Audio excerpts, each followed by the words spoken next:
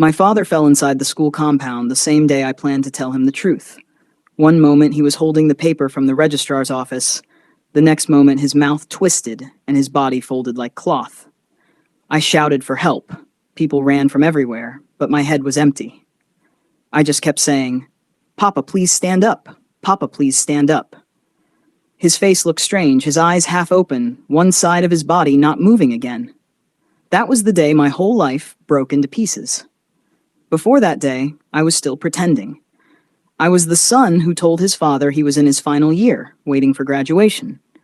But in truth, school had finished with me 2 years before. Carryover upon carryover had pushed me out. I did not tell him because shame was heavier than honesty. I told myself I would fix everything when I made it in music. But that lie kept growing until it swallowed me. My father's name is Chukwudi Okafor. People in our village used to call him Baba Red Boxer because of his red motorcycle.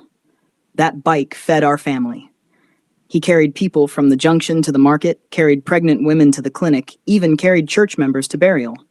When he came home at night, he would park the bike by the wall, clean it with a rag, and say, "This machine is my second wife."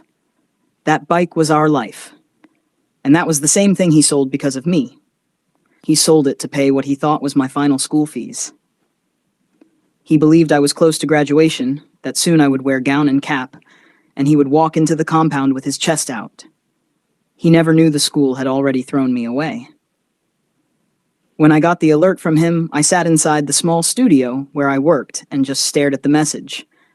85,000 naira. I knew how many nights he must have gone hungry to get it.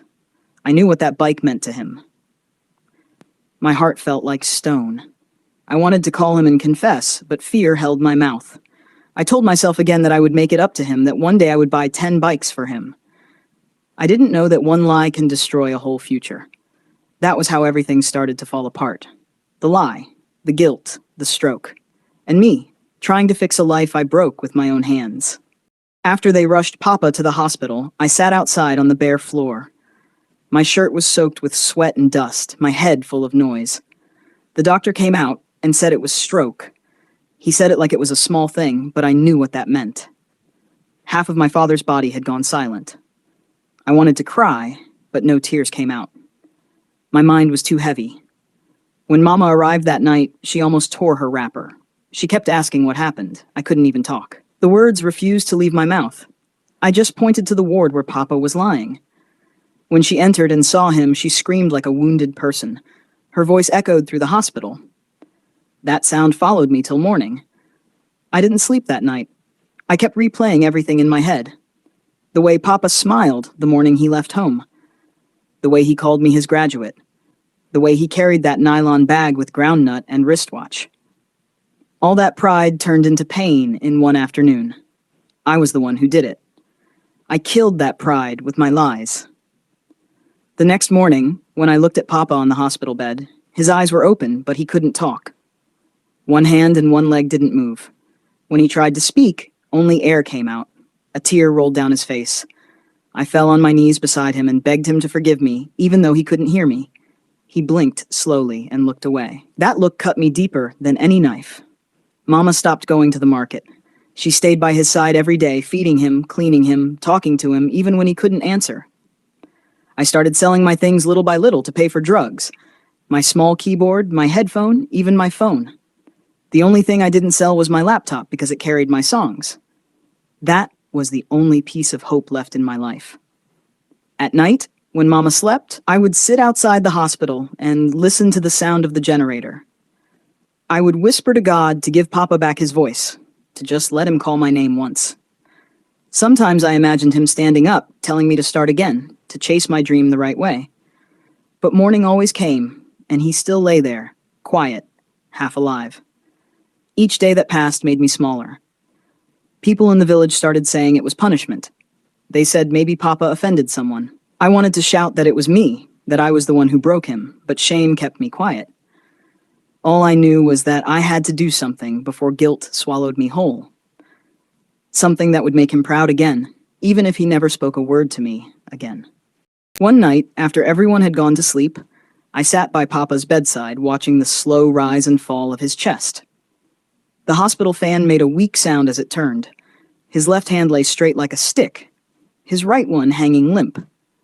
I wanted to tell him I was sorry again, but I had already said it too many times. It felt useless now. What good was sorry when a man's life had already been bent out of shape? That night, I opened my laptop and started listening to the beats I made long ago. Most of them were half done, some were full of mistakes, but one caught my heart. It was soft and slow, like tears that refused to drop. I added small drums, adjusted the bass, and before I knew it, I was crying while tapping the keys. That was when the words came. I started singing softly, telling the story of a man who sold his only motorcycle for a dream that never came true. I called the song The Last Ride. Every word in that song was my confession. I sang about lies, about guilt, about a father who believed too much and a son who failed too deeply. When I finished recording it, I played it beside Papa's bed through my small earphone. His eyes were open, and for a moment I saw something move in them. Maybe it was just a tear. Maybe it was a sign. Either way, I took it as permission to continue. I posted the song online the next morning with no expectation. My plan was to let the world hear my pain and maybe pray for Papa. But before night came, people started sharing it. Someone tagged a big influencer who reposted it, and suddenly the song began to move like fire. I started getting calls from unknown numbers, messages from people saying the song made them cry. Even a radio station played it without asking me. I went back to the hospital that night and sat beside Papa. I told him the song was moving everywhere, that people were touched, that maybe something good would come from it. He didn't speak, but I saw his eyes blink again. Mama came in and smiled weakly. For the first time in weeks, she told me to eat. As the days passed, the song grew bigger. It crossed into television, blogs, and social media challenges. They said I was the new voice of pain in music. But none of that meant anything if Papa did not hear me sing live. I promised myself that when I made real money, the first thing I would buy was a red motorcycle, the same kind he sold because of me.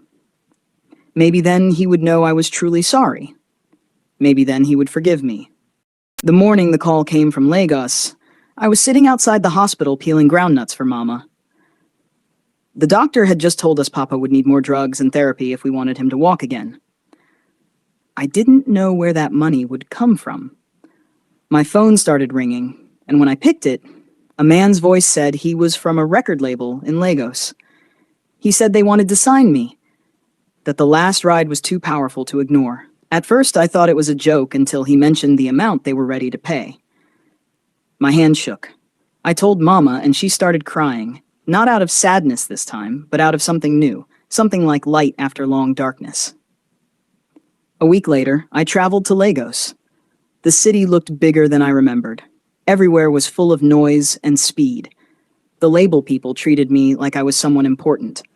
They gave me a hotel room with air conditioner, food, and a driver. But in the middle of all that comfort, my mind was still at the hospital. I called Mama every day to ask about Papa. She said he was getting stronger, that he had started moving his fingers a little. That news gave me hope. We recorded a new version of the song with some top artists. When it came out, it broke every record. People in America, Canada, and even the UK were calling to book me.